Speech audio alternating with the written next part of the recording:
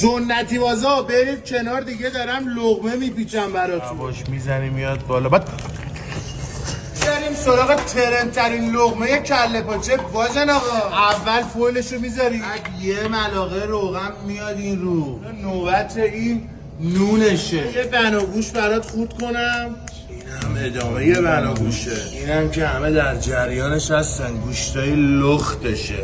این همه؟ گوشت چی؟ مقاومت نکنید، این لخته. یه پاچش، پاچه دوم از دو پاچه شد. همرنگ چش خودم.